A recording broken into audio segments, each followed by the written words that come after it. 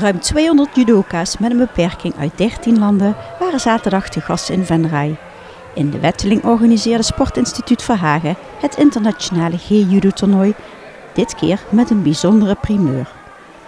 En voor het eerst in Nederland doen we dit nu ook voor visueel beperkte mensen, dus echt voor blinden. Er is in Nederland nog nooit een toernooi georganiseerd voor blinde mensen. En hoe heb je dat eigenlijk klaargekregen, dat die allemaal hier naartoe komen? Ja, we hebben natuurlijk in de jaren dat we gelukkig zelf ook rondreizen, hebben we heel veel netwerken.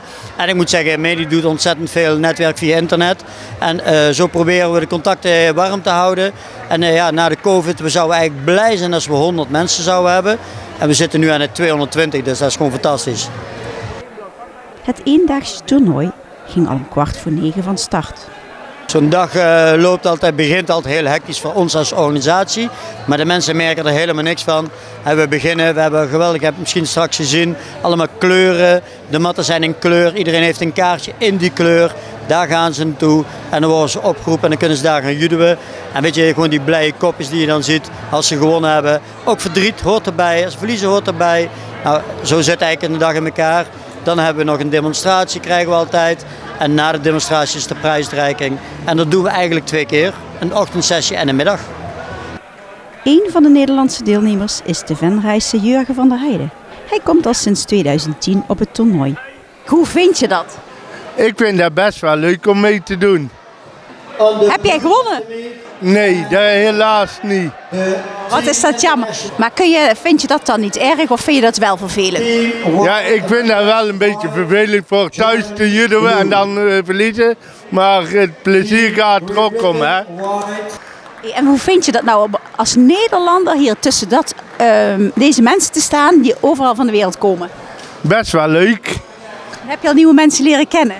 Ja, ik ken er een hele hoop al, dus nieuwe mensen, dat wordt dan wel moeilijker. Dat we het toch allemaal al kennen. En waar heb jij zelf al ooit gejudo'd? Ik heb al in Japan gejudo'd. In Duitsland, Frankrijk, Oostenrijk. Nadat alle prijzen waren uitgereikt, vond er 's avonds nog een groot feest plaats. Maar ik sta in mei, juni sta ik ergens 25 jaar. Maar omdat nu heel veel buitenlandse gasten hier zijn waar ik mee samenwerk, in de hele wereld, die zijn nu hier, heb ik gezegd, weet je wat, dan koppel ik dat meteen eraan. Dus ik heb vanavond in zaal 7 bij Asteria, hebben we ook nog eens een keer een feestavond, inclusief een reunie. Het volgende toernooi zou wel eens sneller georganiseerd kunnen worden dan over de gebruikelijke 2 jaar. Nou ja, nu is het nog 1 keer in de 2 jaar. Nu heeft er dus 3 jaar tussen zitten vanwege de COVID. Maar met 6 december zitten we met de werkgroep bij elkaar. En we zijn er hard over nadenken om het jaarlijks te doen. Maar dan zijn we moeten ook weer met de sponsoren gaan praten. En met de gemeente en de provincie om te kijken hoe kunnen we dit samen gaan doen. Kijk, wij hebben de energie wel om te organiseren. Maar we hebben niet het budget om dit gewoon zomaar eventjes uit de mouw te schudden. Want het hele verhaaltje kost toch gewoon €10.000.